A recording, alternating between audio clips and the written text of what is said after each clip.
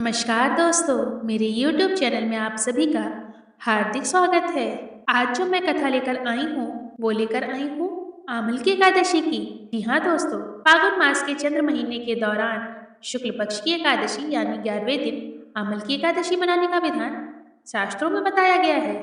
अंग्रेजी कैलेंडर के हिसाब से यह प्रायः फरवरी से मार्च के महीने के बीच में आती है। चूंकि आमल की एकादशी फागुन मास में मनाई जाती है, इसलिए इसे फागुन शुक्ल एकादशी भी कहा जाता है। आमल की एकादशी के दिन भक्त आंवला के पेड़ का पूजन करते हैं। ऐसा माना जाता है कि एकादशी के दिन इस पेड़ में भगवान विष्णु का वास होता है। आमल की एकादशी का दिन होली के मुख्य उत्सवों की शुरुआत का प्रतीक है।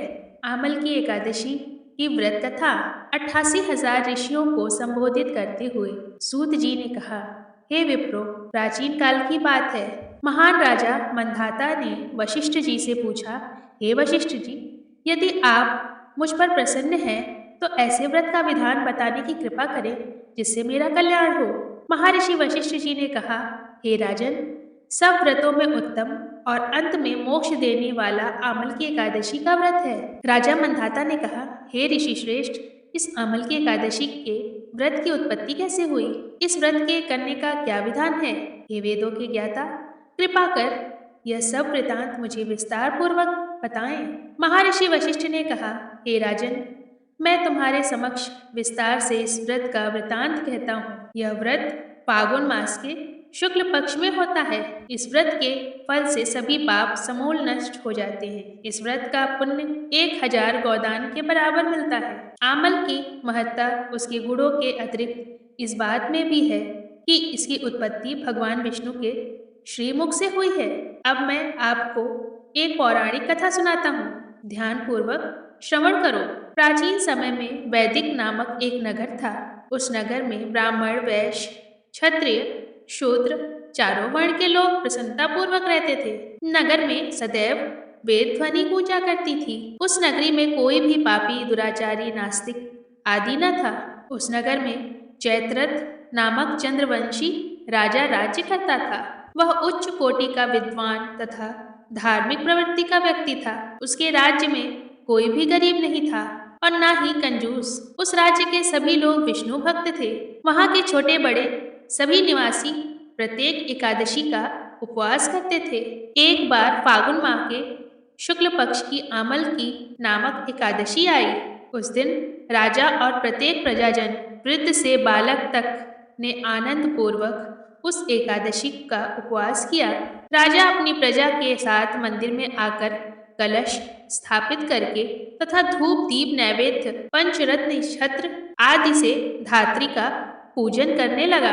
वे सब धात्री की इस प्रकार स्तुति करने लगे, हे धात्री, आप ब्रह्म स्वरूपा हैं। आप ब्रह्मा जी द्वारा उत्पन्न हो और सभी पापों को नष्ट करने वाली हैं। आपको नमस्कार है। आप मेरा अर्घ स्वीकार करो। आप श्री रामचंद्र जी के द्वारा सम्मानित हैं। मैं आपसे प्रार्थना करता हूँ, मेरे सभी पापों का हरण करो। उस मंदिर में रात को सभी ने जागरण किया। रात के समय उस जगह एक बहेलिया आया। वह महापापी तथा दुराचारी था। अपने कुटुंब का पालन वह जीव हिंसा करके करता था। वह भूख प्यास से अत्यंत व्याकुल था। कुछ भोजन पाने की इच्छा से वह मंदिर के कोने में बैठ गया। उस जगह बैठकर वह भगवान विष्णु की कथा तथा एकादशी महात्म्य सुनने लगा। इस प्रकार उस बहेलिये ने सारी रात अन्य लोगों के साथ जागरण कर व्यतीत की। प्रातःकाल सभी लोग अपने अपने निवास को चले गए। इस प्रकार वह बहेलिया भी अपने घर चला गया। वहां जाकर भोजन किया। कुछ समय बीतने के पश्चात उस बहेलिये की मृत्यु हो गई। उसने जीव हिंसा की थी। इस कारण हालांकि वह घोर नरक का भागी था, परंतु उस दिन आमल की एकादशी का व्रत तथा जागरण के प्रभाव से उसने राजा विदुरथ के यहाँ जन्म लिया। उसका नाम वसुरथ रखा गया। बड़ा होने पर वह चतुरंगिनी सेना सहित तथा धन्य धान्य से युक्त होकर 10 सहस्त्र ग्रामों का संचालन करने लगा। वह तेज में सूर्य के समान, कांति में चंद्रमा के समान तथा वीरता में भगवान विष्णु के समान था। क्षमा का भाव उसमें पृथ्वी के समान था। वह अत्यंत धार्मिक, सत्यवादी, कर्मवीर और विष्णु भक्त था। वह प्रजा का समान भाव से पालन करता था। दान देना उसका नित्य का कर्म था। एक बार राजा वसुरथ शिकार खेलने के लिए गया।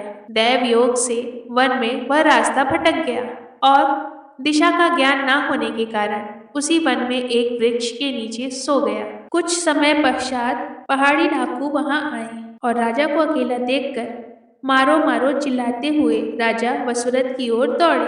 वह डाकू कहने लगे कि इस दुष्ट राजा ने हमारे माता पिता, पुत्र पौत्र आदि समस्त संबंधियों को मारा है तथा देश से निकाल दिया। अब हमें इसे मारकर अपने अपमान का बदला लेना चाहिए। इतना कह के वे डाकू राजा को मारने लगे, उस पर अस्त्र शस्त्र का प्रहार करने लगे। उन डाकुओं के अस्त्र शस्त्र राजा के शरीर पर लगते ही नष्ट हो जाते और राजा को पुष्पों के समान प्रतीत होते।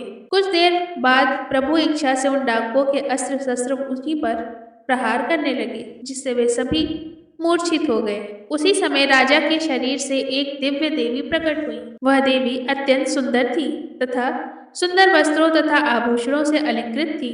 उनकी भ्रुकुटी टेढ़ी थी, उनकी आंखों से क्रोध की भीषण लपटें निकल रही थी। उस समय वह काल के समान प्रतीत हो रही थी। उन्होंने देखते ही देखते उन सभी डाकुओं का समूल नाश कर दिया। नींद से जागने पर राजा ने वहां अनेक डाकुओं को मृत देखा। वह सोचने लगा, किसने इन्हें मारा? इस वन में कौन मेरा हितैषी रहता है? राजा वसुरथ ऐसा विचार कर ही रहा था कि तभी आकाशवाणी हुई कि हे राजन, इस संसार में भगवान विष्णु के अतिरिक्त तेरी रक्षा कौन कर सकता है? इस आकाशवाणी को सुनकर राजा ने भगवान विष्णु को स्मरण कर उन्हें प्रणाम किया। फिर अपने नगर को वापस आ गया और सुखपूर्वक राज्य करने लगा। महर्षि वशिष्ठ ने कहा, हे राजन, यह सब आमल की एकादशी के व्रत के प्रभाव से था। जो मनुष्य एक भी आमल की एकादशी का व्रत करता है वह प्रत्येक कार्य में सफल होता है और अंत में वैकुंठ धाम को पाता है। भगवान श्री हरि की शक्ति हमारे सभी कष्टों को हर लेती है। यह मनुष्य की ही नहीं अपितु देवताओं की रक्षा में भी पूर्णतया समर्थ है। इसी शक्ति के बल से भगवान विष्णु ने मधुकैटभ नामक राक्षसों का संहार किया। इसी शक्ति के बल से उत्पन्ना एकादशी बनकर मूर नामक असुर का वध करके देवताओं के कष्ट को हरकर उन्हें सुखी किया। जिस प्रकार श्री हरि ने अपने सभी भक्तों को कष्ट मुक्त किया, उसी प्रकार इस आमल की एकादशी करने वाले सभी भक्तगणों की कष्टों को भगवान हर लें। ऐसी कामना के साथ कि आप सभी का व्रत सफल हो, मैं मिलती हूँ फिर से नई कथा में। तब तक के लिए राधे राधे।